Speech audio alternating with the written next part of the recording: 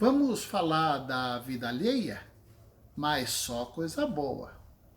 Conhece a Susana?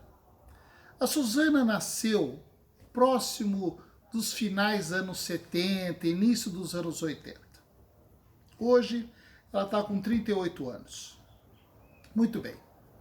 A Susana nasceu num lar onde o seu pai, que era um servidor público da fazenda estadual, e a sua mãe, que era uma modista, não tinham religião.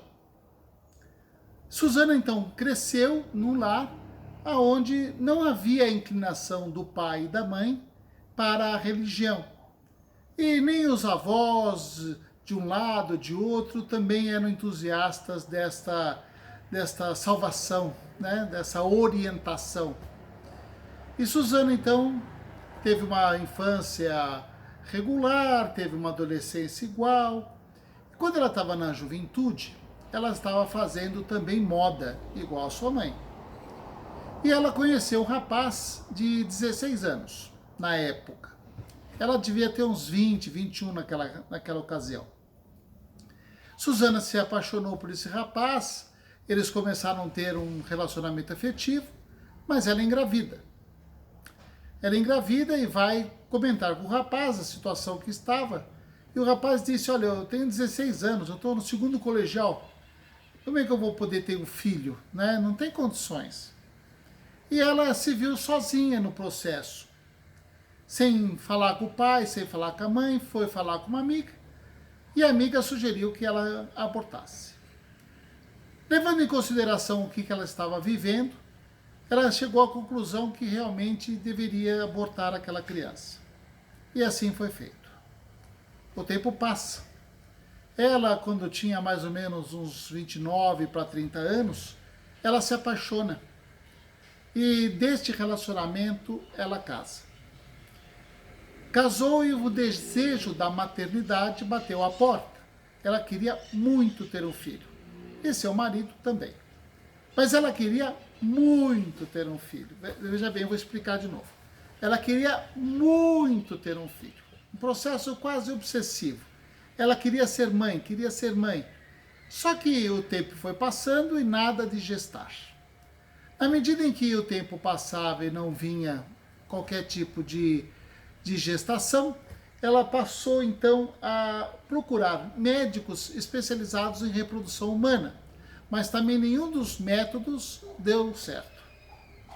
Ela já estava muito em depressão, triste, estava tendo dificuldades profissionais, estava tendo dificuldades com o seu marido, né, porque ele não queria que ela ficasse naquela frustração, e a levou num centro de Umbanda.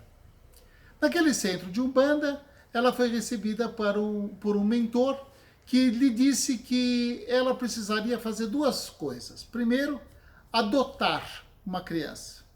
E segundo, buscar a Deus. Ela saiu de lá meia confusa, não tinha entendido muito aquilo, porque era a primeira vez que ela ia num local daquele, ficou impressionada com algumas coisas que viu, mas ficou na cabeça dela a adoção. E ela começa então a fazer um trabalho de adotar uma criança. E vai falar com uma amiga dela, que trabalhava no hospital público do Tremembé, na cidade de São Paulo, na zona norte da cidade de São Paulo. Certo dia, essa amiga liga para ela e diz, olha, nasceu uma criança e a mãe não quer. A mãe não quer. E a mãe não quer dar para adoção pelas vias normais, porque ela teme que o menino não seja bem tratado e ela gostaria que o menino fosse para uma boa família, tal. O que você acha? E ela, de fato, reúne-se com o marido, conversam, vão até a moça que tinha tido o filho e conhecem a criança. Uma criança com síndrome de Down, de nome Eduardo. Muito bem. De fato, eles acolhem essa criança, através de algumas maneiras jurídicas, conseguem registrá-lo no nome deles, e eles começam uma vida com esta criança com síndrome de Down. A dedicação de Susana foi absurdamente fantástica. Foi algo assim de chamar a atenção. A dedicação que ela tinha para aquele filho Eduardo. Ela teve problemas com o marido, tal era a dedicação, teve problemas na empresa em que ela prestava serviços. E a vida foi seguindo até que, no plano espiritual, aquele espírito que tinha sido abortado começa a frequentar a casa de Susana. No primeiro momento, um sentimento de rancor, de desespero tomou conta daquele espírito, porque ele não entendeu, né? Por que ele tinha sido abortado, se a mãe dele queria tanto um filho, né? Porque ele não entendeu a distância temporal, embora realmente a decisão de Susana naquela época foi da gestão dela, cabe a ela e a consciência dela responder. Muito bem. Aquele espírito começa a frequentar diariamente a casa de Susana e de Oscar, que era o marido de Susana, um comerciante da região do Brás. Todos os dias aquele espírito frequentava e começou a ficar admirado e começou a conceber a possibilidade de ele vir naquele lar, reencarnar através de Susana novamente. Mas tinha muito medo, porque ele já tinha sido abortado uma vez. Mas incentivado pelos bons espíritos, ele começa a se preparar para reencarnar. Ocorre que quando o fórceps foi fazer a retirada do embrião, aí estava com 3 meses de idade, né, 3 meses no útero da mãe, e puxou o embrião, ele fez uma deformação no encéfalo e na região dos pulmões. Isso impregnou o perispírito desse espírito, que passou a apresentar estas características algo defeituosas por conta do fórceps. Olha, não tem vítima, né? Nenhum de nós é coitadinho. Tudo é justo e tudo é para o bem. Isso também é muito legal, que é tudo justo e tudo é para o bem. Susana já tinha desencucado de ter um filho, tanto que ela nem falava mais no assunto. Ela estava lá com seu filho nessa época, com 6 anos de idade, mais ou menos, 5 anos, com aquele probleminha da síndrome de Down. O probleminha para nós aqui, né?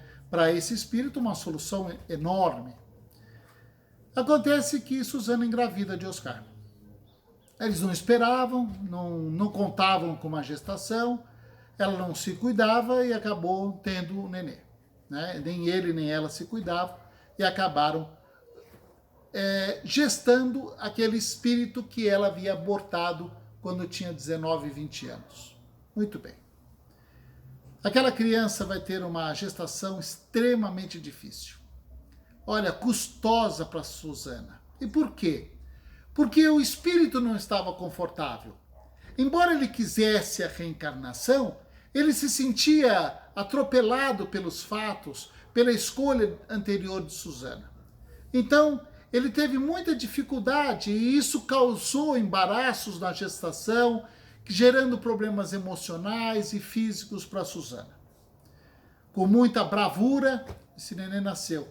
Todavia, veio lá com um probleminha no encéfalo, coisa discreta, e também com um probleminha nos pulmões, também coisa discreta, mas tinha o probleminha. E foi amparado, foi acolhido com muito amor, Susana ficou muito feliz, seu marido também ficou muito feliz, a família.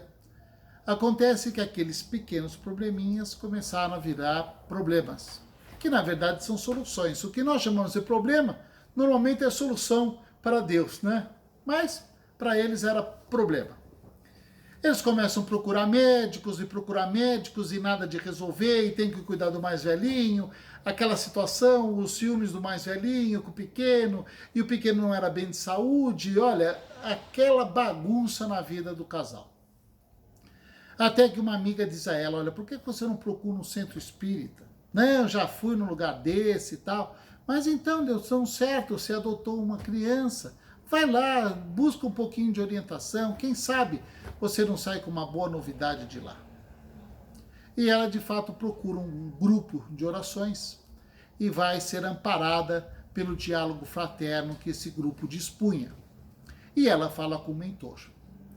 Ela posiciona a situação do filho dela. O filho dela tinha um probleminha de pulmão, tinha um probleminha de encéfalo, isso acarretava uma série de defeitos danosos que exigiam muitos cuidados, e ela já tinha um mais velhinho que era portador da síndrome de Down, e o mentor diz a ela, depois de escutá-la calmamente, que se no passado ela tinha tido duas informações, porque ela tinha cumprido só uma, e ela até tomou um susto, porque ela não tinha falado nada, e isso fez com que a fé dela melhorasse. Ela começou a crer, porque ela sabia que estava falando com alguém que tinha informações que ela não tinha dado. Então ela acabou confiando mais naquilo. Aí ela disse que não sabia, porque talvez não fosse costume da família, e também não era do marido, e foi assim empurrando com a barriga, e a situação era aquela. E o mentor então a aconselhou a buscar a Deus. E disse a ela: minha filha, confia em Deus, porque Deus confia em você. Muito bem. Suzana está vivendo com os seus 2 filhos, com o seu marido. Hoje só o marido trabalha, porque ela fica com as crianças, dado as exigências que as duas têm por probleminhas de saúde. Mas ela está muito bem. Eles semanalmente fazem o evangelho no lar. E ela diariamente lembra que Deus confia nela tanto quanto ela pode contar com Ele. Tá bom? Que a história real possa te ajudar a raciocinar. Porque você também tem a confiança divina. Deus também conta com você. Da mesma forma que você pode contar com Deus. Então vamos lá? Vamos abraçar essa ideia? Um grande abraço a todos.